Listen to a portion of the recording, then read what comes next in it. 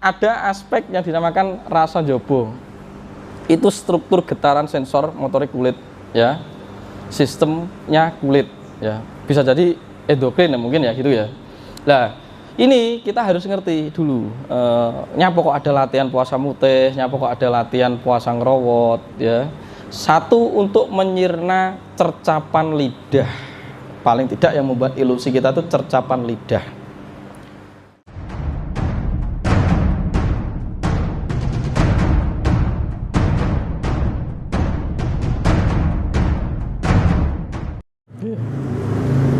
Yang itu urung tak jawab ya, itu kelas Kundalini. Jadi secara teori itu melakukan pernapasan untuk menekan perut agar cupu mane astogina atau tirta kamandala atau Kundalini naik ke atas.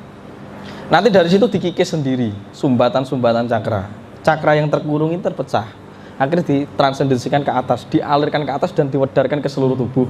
Kira-kira gitu mekanismenya. Terus ada tradisi puasa dan mutih, ya. Puasa dan mutih, ya, itu ada mutih, ada nganyep gitu ya, ada ngerowot. Itu juga latihan itu untuk menyirna ilusi dualitas lagi. Jenengan ini nek pomene tak anggap bingung lo ya bingung, karena tak tekoni rasa. Kena geni iki panas sih disebut jari ya rasanya kok panas, gitu kan? Minum kopi manis jari ya rasa, terus bersedih jari ya rasa, kok mumet iki sing ndi sing diarani rasa itu. Nah, bagi orang Jawa saya meminjam bahasanya Ki Ageng Surya Mataram ya. Jadi rasa itu ada 3, rasa jobo, rasa tengah, rasa lebet. Nah, nanti kita gunakan itu rasa lebet, rasa sejati rasa itu getaran yang di dalam lokusnya di anahata. Rasa tengah itu perasaan, susunan yang dibentuk oleh amigdala kalau otak di belakang itu yang mencerap tentang data pensarapan. Kowe iso sedih, iso apa itu karena dipengaruhi oleh struktur kimiawi yang ada di dalam diri Anda, dipengaruhi oleh makanan dan siklus alam. Jadi nek musim udan nih gampang ngomong galau, tapi mangannya sing ngati-ngati gitu nek orang Jawa. Karena aku ndak galau-galauan terus. Kalau musim hujan gitu, aspek hormonal kita bermain dan mempengaruhi struktur kimia. Kira-kira begitu. Jadi ini logis wae. Jadi aja nyalahke pacarmu ya, sing jomblo-jomblo iki. Dan terus ada aspek yang dinamakan rasa jobo. Itu struktur getaran sensor motorik kulit, ya. Sistemnya kulit, ya. Bisa jadi endokrin ya mungkin ya gitu ya. Nah, ini kita harus ngerti dulu. Nyapa kok ada latihan puasa mutih, nyapa kok ada latihan puasa ngerowot, ya. Satu untuk menyirna cercapan lidah. Paling tidak yang membuat ilusi kita itu cercapan lidah. Satu, cercapan lidah itu disebut sadrasa. Satu rasa apa?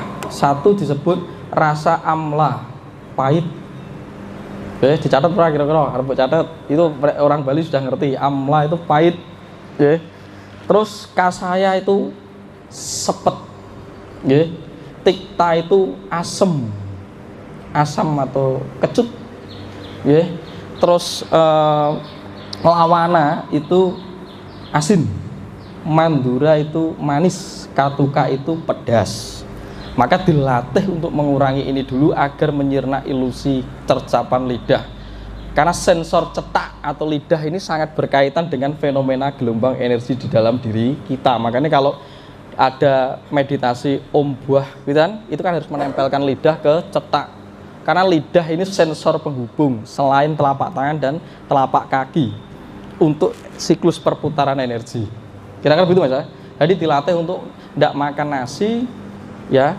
Itu ngerowot, itu sebenarnya nasi itu bukan hanya nasi kalau ngerowot itu. Kalau ngerowot itu tidak makan makanan yang mengandung ketan dan beras. Itu dimaksudkan lahir dari filosofi apa? Ketan itu bersifat laki-laki, beras itu bersifat perempuan. Untuk menetralkan pengaruh energi feminin dan maskulin di dalam diri kita agar seimbang, untuk menetralkan pengaruh kita dari energi lanang wadon. Kalau banyak ketan egois, kalau banyak nasi mudah patah hati. Itu sudah terjadi di dalam fenomena fisik kita.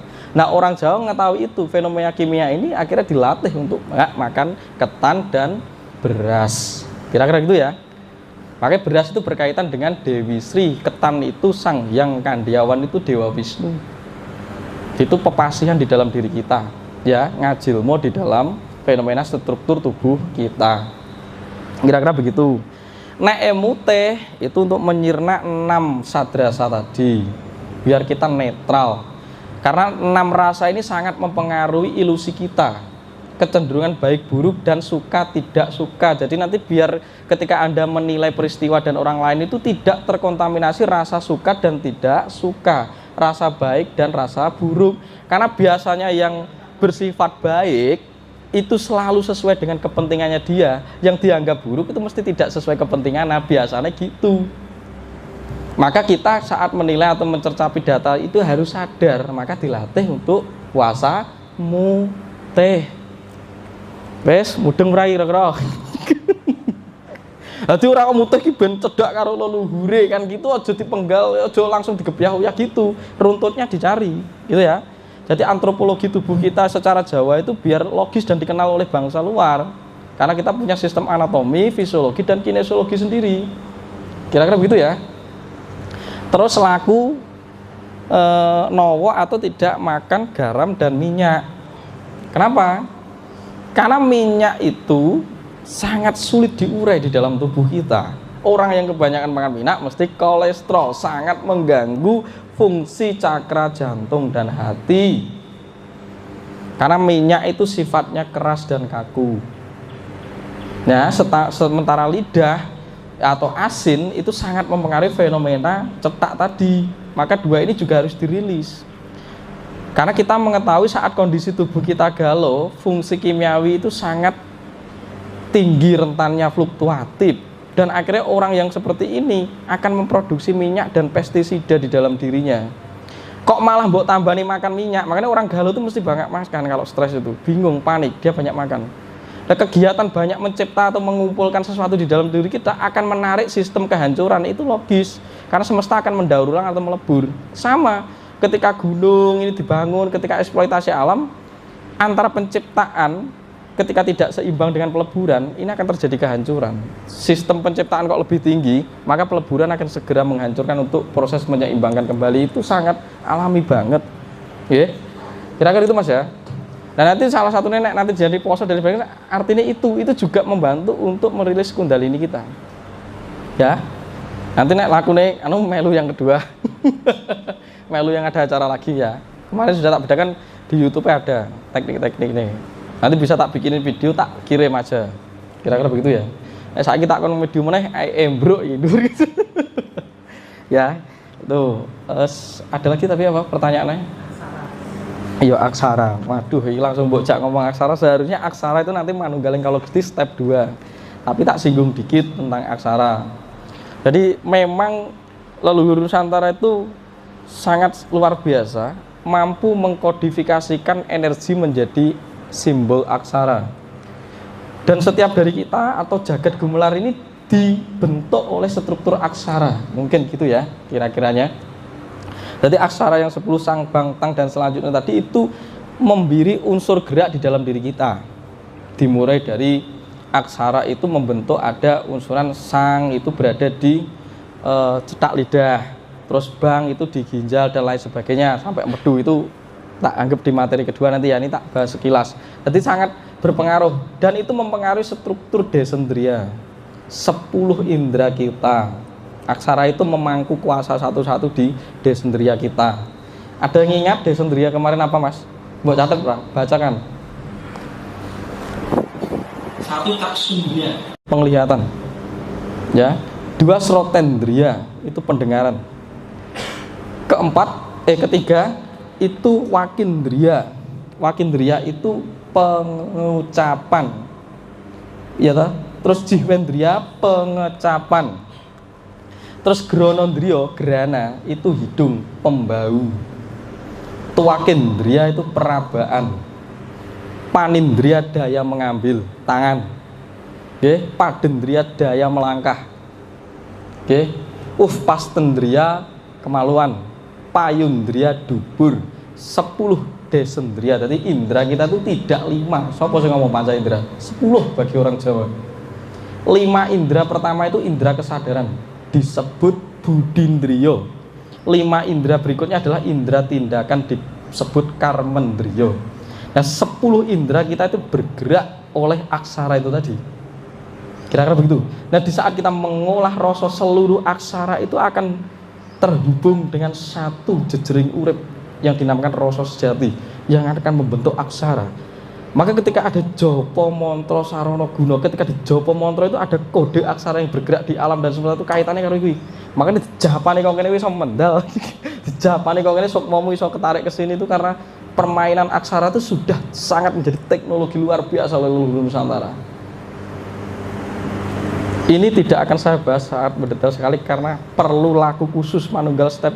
Yang pertama harus lulus baru ngomong soal aksara. Kundalini harus lulus dulu. Yang kemarin, jenengan yang Kundalini urung lulus, aku gak akan bedah soal aksara. Oke? Kira-kira begitu. Gitu Mas ya? Ada lagi pertanyaan nih. Apa? Oh, kedutan. Ya kedutan ya juga berkaitan dengan aspek aksara itu tadi. Maka aksara itu juga termasuk penangkap sinyal. Kedutan di sisi kan mesti ada namanya sinyal. Sinyal ketika diimplementasikan atau dimaknai atau dipahami, ternyata sinyal itu membawa pesan atau firasat. Wes? Ya, oke, cukup. Kira-kira begitu? Ada yang perlu tanya lagi? Mosok kurang logis yang tak jelas. Boleh?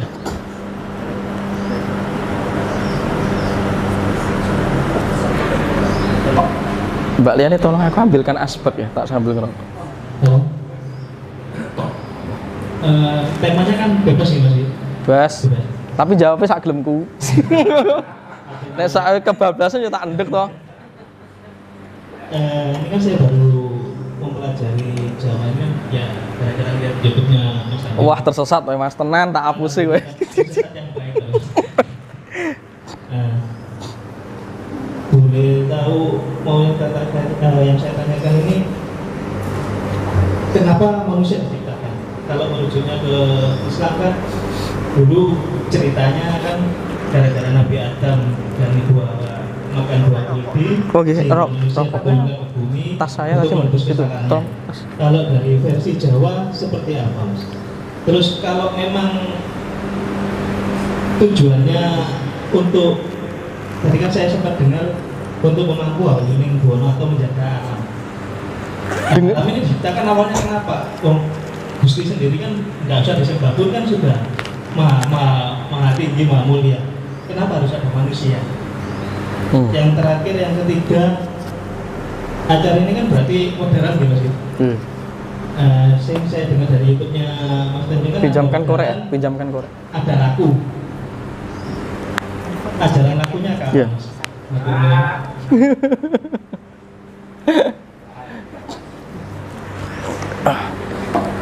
Oke, matur suwun Mas. Wani nglakoni tenan ora? Engko ora kuat ya. Oke. Gini, ya nek lakune nanti tak sendirikan. Kita ngubah perspektif nalar dulu, bareng-bareng kita ubah kesadaran kita. Ngelakoni nek urung roh neng nalar lah mbledru, sampean takon mlaku ngalor gak ngerti, takon ngalor bae sumur cemplung sampean. Makanya tak kasih tahu dulu. Kita belajar wedarane dulu, nggih. Matur suwun. Jadi tujuannya nanti ya, nek Tuhan tuh menciptakan apa ya teko Tuhan dhewe. Teko neng aku cilaka ya, aku mbok anggap Tuhan nek jawab ya aku ki kudu wong kudu apa-apa gitu lah. Jadi nek menurut orang Jawa, nggih, fenomena yang ada sekarang ini dipahami dengan bahasanya orang Jawa, dinalarke ya, dari ning nonggung. Ning itu bahasa rasa wening, ditangkap dengan sinyal keheningan. Pak Chandra monggo maju depan, Mbah Arso maju. Ini dedengkotnya nih. Gitu neng nonggung ya, nong itu berarti dari bahasa wening, dari bahasa rasa itu didunungke, direnungkan dengan bahasa nalar, diterjemahkan. Baru gung, terbuka sejarah hijab. Kamu baru bisa membentuk artikulasi tertentu untuk menjelaskan sebuah pengalaman dan kesaksian dan fenomena yang bekerja di alam raya. Nah saiki dinalarke bagi orang Jawa, nek mau ditekok nek sampai metuwah ngono, sampai kori ajali tertinggi, ya ora roh karepe Gusti piye kan gitu kan. Karena Gusti ki maha sak karepe dhewe ya ben kan gitu. Nah, kita tangkep Kita tangkap karena kita diwakili kecerdasan oleh Gusti, kita dipinjami perangkat kecerdasan semesta, jagat Dewa Batara, nggih. Kita dipinjami. Nah, sekarang ayo kita nalarkan. Iki nek diartikulasikan ini piye? Tujuannya kita turun ke bumi itu untuk apa? Nek wong Jawa itu nek jenengan sebagai orang Islam tadi ya, itu tradisi sana menyatakan tujuannya untuk ngibadah.